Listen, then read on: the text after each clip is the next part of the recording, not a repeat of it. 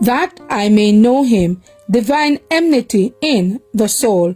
And I will put enmity between thee and the woman, and between thy seed and her seed. It shall bruise thy head, and thou shalt bruise his heel. Genesis 3 and verse 15. Adam and Eve stood as criminals before their God, awaiting the sentence which transgressors had incurred.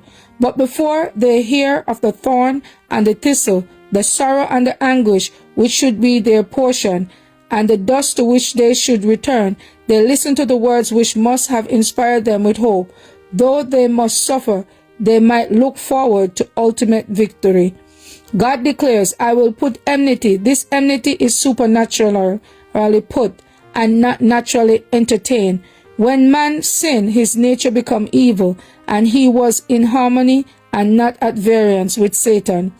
The lofty usurper, having succeeded in seducing our first parents as he had seduced angels, counted on securing their allegiance and cooperation in all his enterprise against the government of heaven.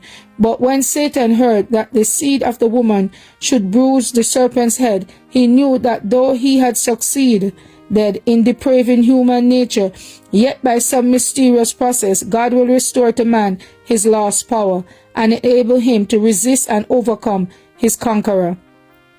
It is the grace that Christ implanted in the soul that creates the enmity against Satan. Without this grace, man would continue the captive of Satan, a servant ever ready to do his bidding.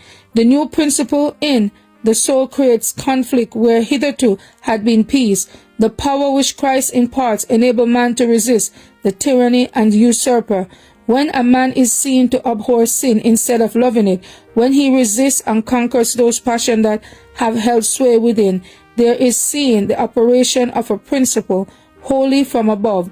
The Holy Spirit must be constantly imparted to man, or he has no disposition to contend against the powers of darkness. Shall we not accept the enmity which Christ has placed between man and the serpent?